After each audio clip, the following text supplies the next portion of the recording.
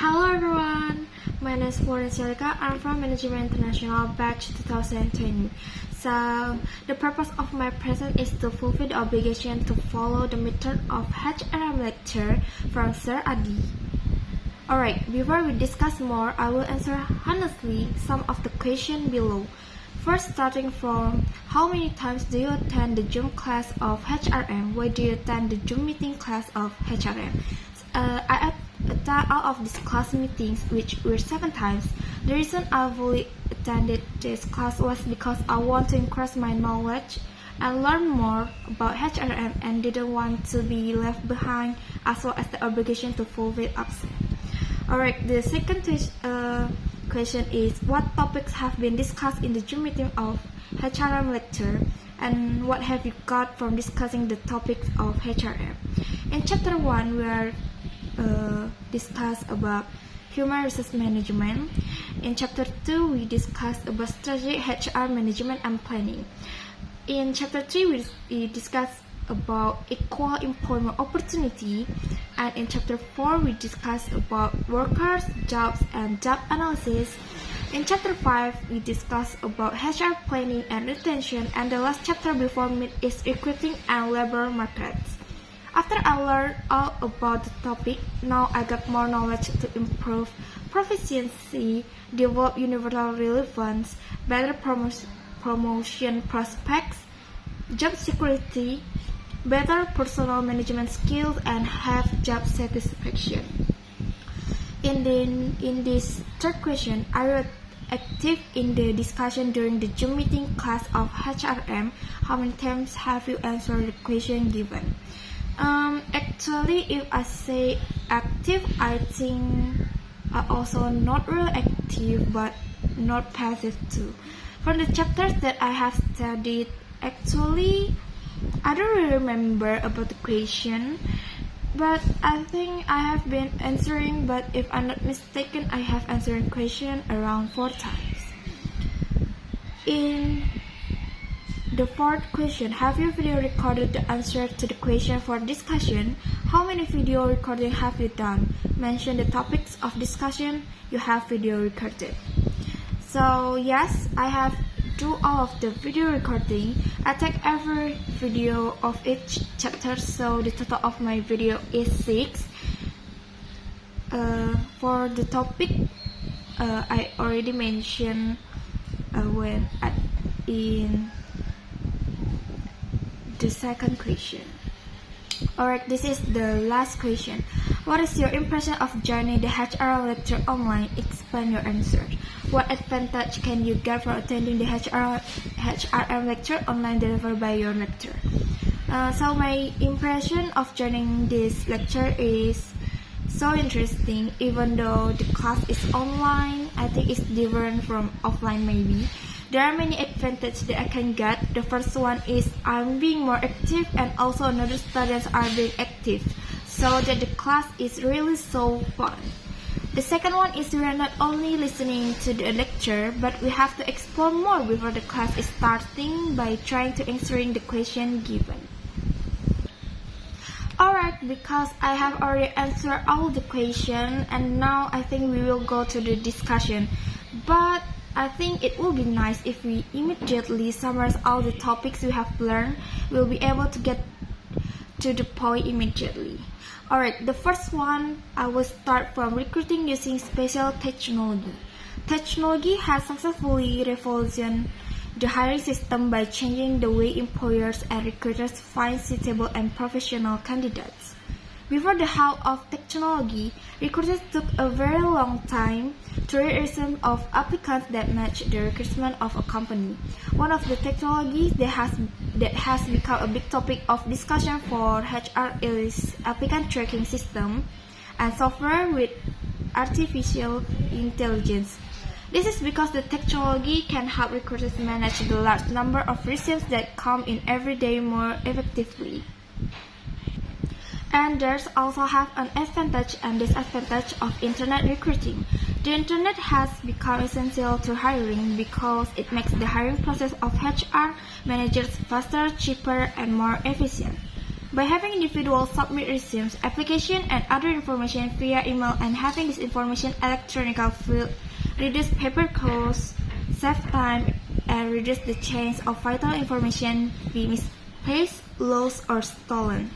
This information can be checked quickly using the internet also, and this substantially reduces the time involved in finding qualified candidates, along with increased speed and efficiency. The internet reduces the cost of recruitment substantially by removing many of the steps in the interview process. The need to bring people in for repeat interviews can be consolidated since information can be verified faster. But there also have some disadvantages to using the internet as a recruitment tool. The largest disadvantage is the high volume of applicants. Companies can be inundated with responses, and this can slow the process of recruiting. The internet also has a limited function with people. Some applicants are easier to find via the internet while others are not.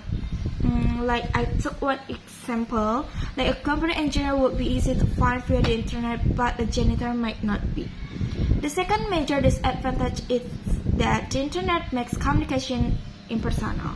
The recruiting process will involve emails and other communication. This limits the personal interaction of the recruiter and the applicant. Many good applicants can be overlooked. As well, applicants may lose interest in a company because they cannot decide if they would fit the company culture. Alright, next we are going to talk about external recruiting resource. Everything you need to know about external source of recruitment. If the existing workforce is not sufficient to cater to the future demand on the organization or falling short of the required skill sets or technical know-how, then the management may look out for personnel from the external source. The external source of recruitment means hiring people from outside the organization. In other words, seeking applicants from those who are external to the organization. There are several methods for external recruiting. The firm must carefully analyze the vacant position and then use the method which best fulfills the requirement. The advantage of this is external recruitment greatly increases the possibility of identifying and attracting fresh talent. This talent comes on board with new skills and business ideas that have the ability to take your business to the next level. The major disadvantages of external recruitment are that it is time-consuming, as the majority of the companies post an advertisement for their company recruitment constraint. It is very costly to recruit staff from external sources. A lot of money has to be spent on advertisement and processing of application. Alright, the next one we are going to talk about sexual harassment. Sexual harassment is any unwanted sexual behavior that makes someone feel upset, scared, offended, or humiliated, or is meant to make them feel that way. Sexual harassment includes unwelcome sexual advances, requests for sexual favors, and other verbal or physical harassment. If there is sexual harassment at work, of course it will impact the employee productivity. When an employee has experienced an incident of sexual harassment, or worse, a steady campaign of harassment, their output will be affected. Research closely associates sexual harassment with job dissatisfaction and disengagement. Other ways sexual harassment affects the workplace are tardiness, absenteeism, project neglect, and employee distraction. Most of these incidents we can see in the workplace. Sexual harassment in the workplace may be perpetrated by someone you trust, such as your boss or colleague. This usually occurs due to the lack of knowledge and awareness about sexual harassment. And now we will discuss about HRP or Human Resource Planning. So human resource planning is the process of forecasting the future human resource requirement of the organization and determining as to how the existing human resource capacity of the organization can be utilized to fulfill this requirement. Here are some ways to plan resource. The first one is there's analysis of organizational plans and objectives. The second one is preparing a human resource inventory. The next one is assessing future supply and demand. And then the next one again, matching supply and demand. This is the last but not least, establishing an action plan. In the organization or company, or wherever we will surely see the best people or opportunities. In order to retain the best people, of course, we must also have a way to treat them well so that they can feel comfortable and balanced against their efforts. This effort can be done by paying above average salaries, allow employees to speak their minds, show appreciation and respect, encourage input and feedback, don't micromanage, identify and invest in high performers, offer the ability to grow, and provide flexibility. Human resource planning provides an optimal match between employees and work, avoiding staff shortage and surplus. The HRM process consists of 4 main steps. This includes analyzing current labor supply, forecasting labor demand, balancing project labor demand and supply, and supporting business goals. This is last but not least, we will talk about psychological contract. The psychological contract refers to the unwritten set of expectations of the employment relationship as distinct from the formal. Codified employment contract. The psychological contract develops and evolves constantly based on communication or lack thereof between the employee and the employer.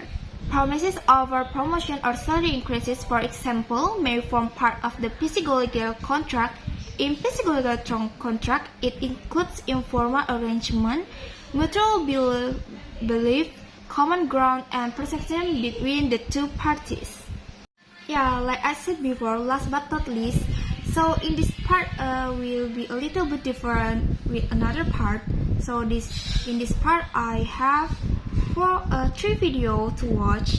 So in the first video is about 3 recruitment methods, the second video is about the recruitment process, and the third video is about sexual harassment in the workplace. So the first speaker explains about what are the top 3 recruiting methods in HR and how good are they at predicting whether or not a candidate will be a good fit. In the second speaker talks about the recruitment process through defining the role, finding the ideal person, attracting applicants, selecting the right candidate, and last is an interview. And in this last video, the speaker talks about the way in preventing harassment is establishing a zero tolerance policy. Next, our employees training in how to recognize harassment, make sure they understand what types of actions and behaviors constitute sexual harassment and what things don't constitute sexual harassment. Moreover, you have to make the process as simple as possible for your employees by providing accessible points of contact for employees to bring complaints. After I watched all of the video, of course, I got something.